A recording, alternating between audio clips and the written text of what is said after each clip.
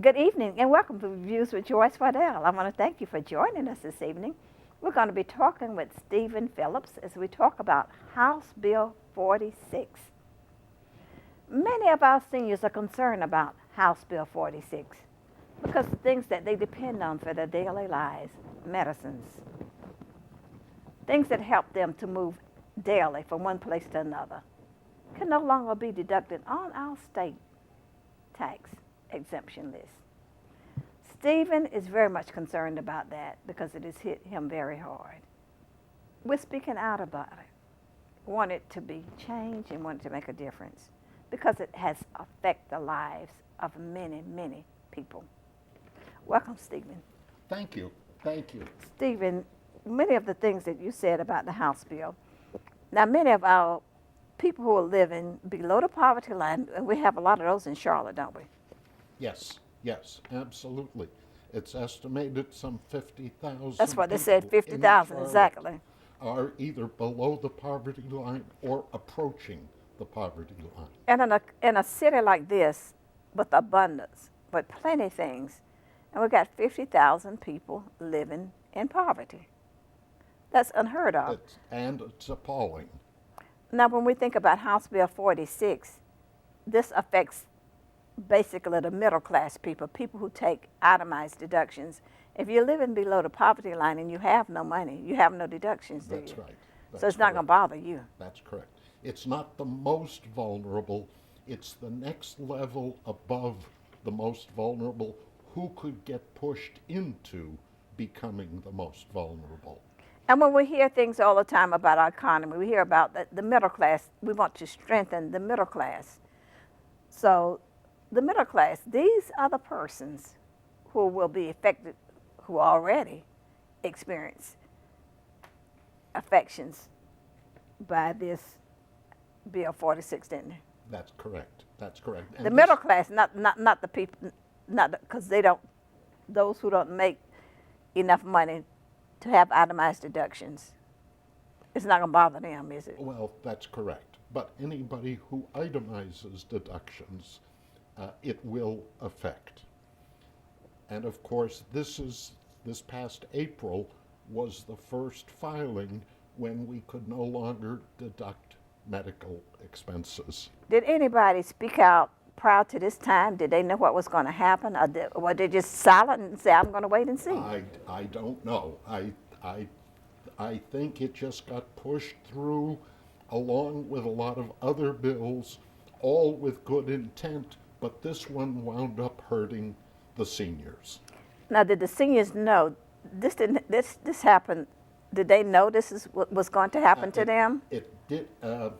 It was passed in 2013, part of that tax bill, but nobody really paid attention to it until this past April when they sat down to do their income taxes. Now, why didn't they pay attention to it then and start hollering and yelling and screaming at that time? They would have had a year to make a difference. Why were people silent? Well, Representative Catlin in the House did file this bill, so there were some people screaming and yelling, but it takes a lot of people to scream and yell to get Raleigh's attention. Absolutely. It takes a lot. And so that's what needs to happen all the time. Okay, you say like most middle class Americans, you live paycheck to paycheck, except ours, you have Social Security and a pension.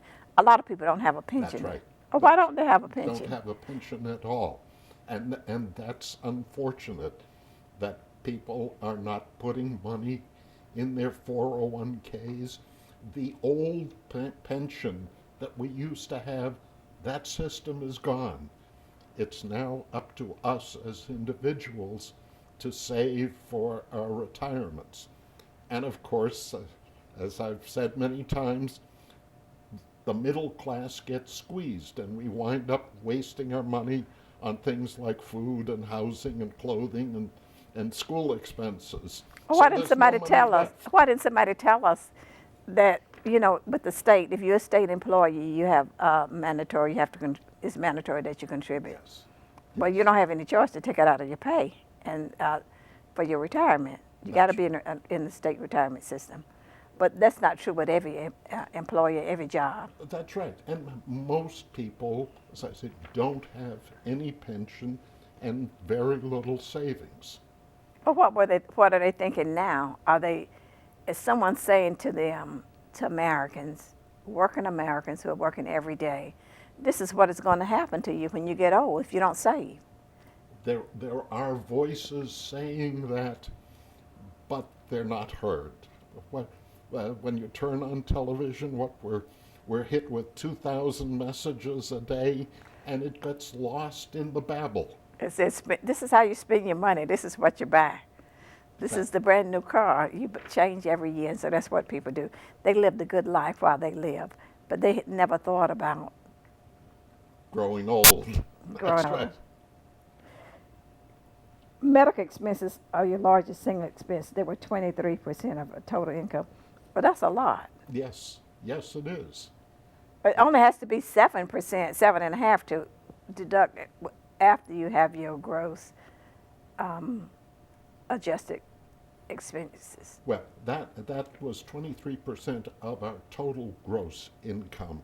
If you talk about adjusted gross income, it was an even larger expense. Now, for us, as I've said many times, we've been blessed. So it would not make a big difference for us. But if you talk about the 3 out of 4 seniors who have chronic illnesses like diabetes, heart problems, Alzheimer's problems, or are in a nursing home, they're not allowed to deduct those expenses. And it takes only one medical emergency to push most of us in the middle class into Medicaid or something worse. You know, I can see that because you said, as for my peers, a single medical emergency can easily move a senior with even moderate financial stability to financial crisis if these out-of-pocket expenses can't be an offset. That's right. And as I feel this is really a false economy on the part of the legislature, because the bill, if passed, would cost some $30 million a year. But the effects of not passing it are pushing more and more seniors into Medicaid, into emergency room services, which are going to cost the state far more than the cost of this bill. Unfortunately, House Bill 46. House Bill 46. Now, what made you, you said you were speaking for yourself as an individual, what made you come and address your legislators about House Bill 46 when you didn't bring a delegation with you, did you? I didn't bring a delegation. Yes. No delegation. I came because I feel this is going to become a growing problem for more and more seniors, particularly as more and more seniors age in the state and more seniors come from out of state. When seniors come from out of state and they have to depend upon those of us in the state to provide help for them, and then they try to file their income taxes, are they aware that this is going to happen? This is the seniors that are coming, and they're coming mostly from the Northeast and from Chicago and Cleveland area. They're trying to escape the snows of those areas. They are becoming increasingly disenchanted with North Carolina because they feel suddenly, after 20 or 30 years of providing a favorable economic climate for seniors, suddenly North Carolina is being perceived as being unfavorable to seniors. That's for right now, but that would change. They have to realize that, you know, things change. Things change, and hopefully with your tenure in the Senate, even more things will change. But we have a battle ahead of us. So, You know, if I could add, there in a couple of years there'll be more seniors in North Carolina than students 0 to 17.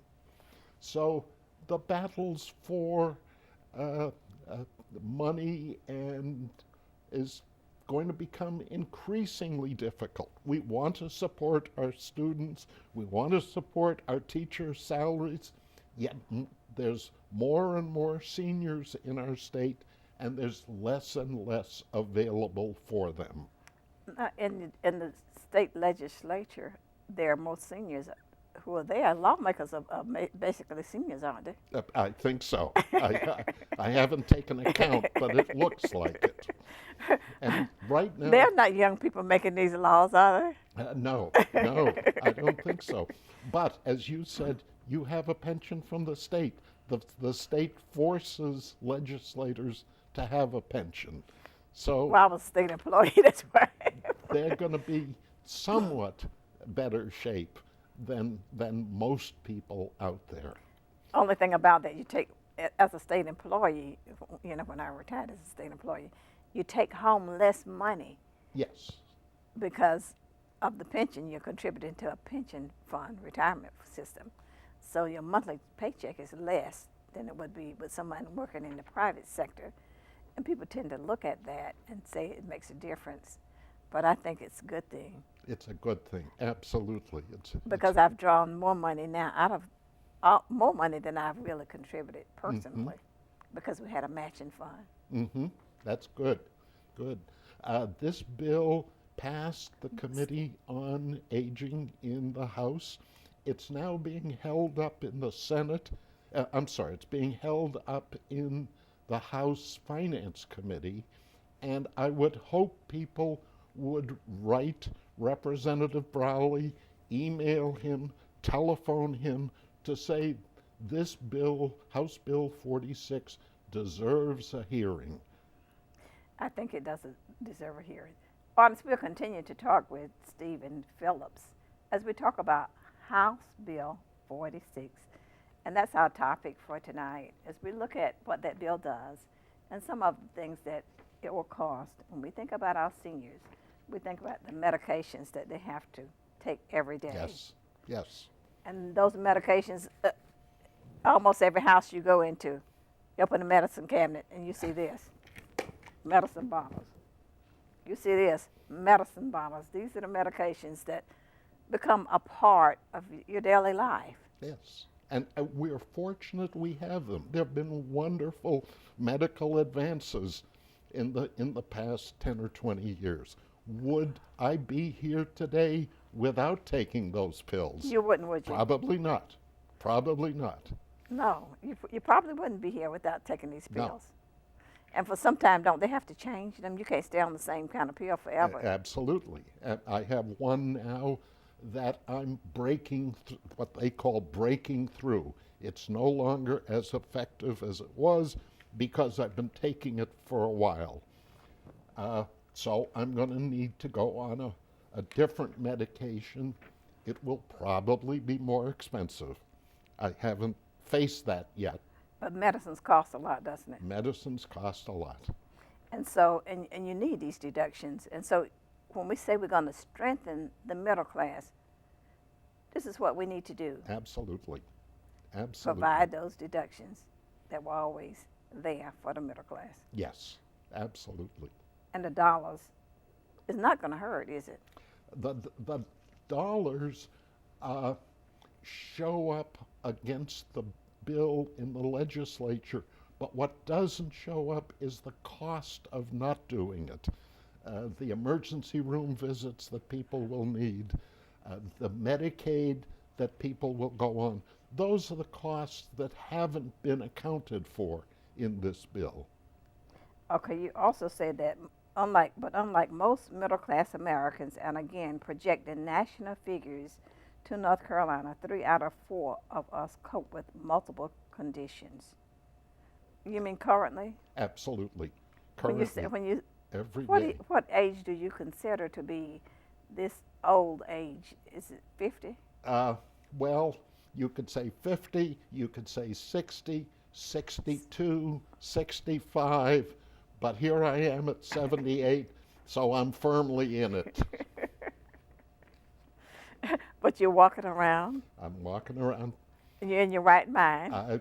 Well, you have to talk to my wife about that. You're in your right mind, and you really are able to work again, aren't you? Yes, yes. You working? I am still working part-time. So Yes. you have a lot of things to be thankful for. Absolutely. I thank God every day. Artists, we'll continue to talk with Stephen Phillips about House Bill 46. I'm looking at what we can expect as seniors as a result of House Bill 46. Now let's think about other people that will have implications for this bill that are not pleasant. Seniors are not the only one with the medical deduction in. That's right. There's a whole category of Disabled who people. are penalized by this activity.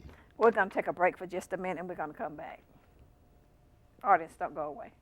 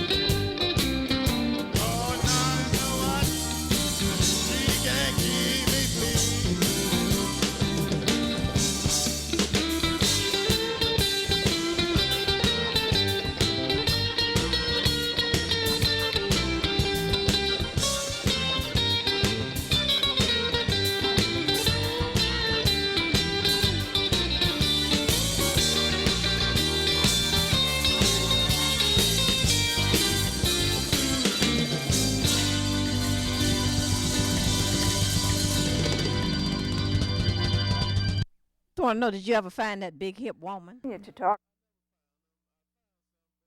House Bill 46 and the difference that it will make in the lives of many people. And we have one of the things that we have been talking about, that not only will it affect seniors, it will affect many of the disabled, many of the persons who are living and cannot help themselves right now. And we, from what we're hearing, severe cancer, osteoporosis, Alzheimer's, heart disease are many of the conditions that face our seniors, and that we have to be able to take our medical deductions for. Many of our seniors are fairly healthy like you, aren't they? I'm You're blessed. I'm blessed and lucky. Uh, I know a number of people who are active and even more active than I am into their 80s, but it's fewer and fewer. Unfortunately, at this stage, we begin losing friends. We were in Connecticut just 2 weeks ago, having lost a dear friend to cancer after a 25-year battle. She lost a lung 25 years ago.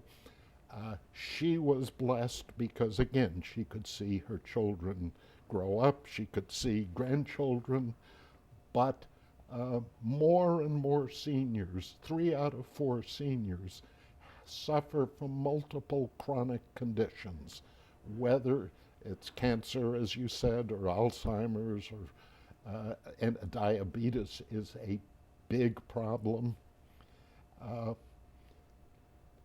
It not only affects those with disabilities, it affects those in independent living facilities, in intermediate living facilities. Somebody may go in being able to pay to be in a home for the elderly, and yet they're being slowly squeezed and pushed into Medicaid, which is an added expense for the state. Now, your senior group, did y'all write letters to the editor? I see some, but not a lot. Did you write letters to the editor to let them know about the conditions and what you were experiencing as a result of House Bill 46? Absolutely. But you stopped. You got to keep them coming. Got to keep doing it. We have a senior group of what we call 400 active seniors, and 400. 400. Do you meet together 400 seniors?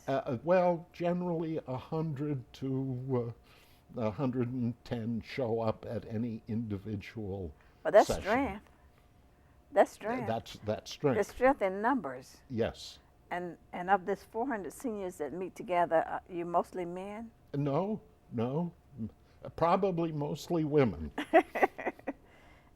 Well, you have strength in numbers, and if you have strength in numbers, you can make your voices heard. Well, we're trying to get our voices heard, both through letters to Representative Browley, to emails, to telephone calls, to newspaper stories. Today, we thank you for being allowed to have this conversation. Absolutely, because I think you shed a light on a lot of things. And so you're saying here, you urge people to vote for the Senior Tar Heels 5 priorities for legislative action, which would provide major support for the population for all seniors. Yes, those are the 5 priorities of the senior legislators for the most vulnerable among us. House Bill 46 is aimed at providing relief for the next level up from the most disadvantaged. Okay.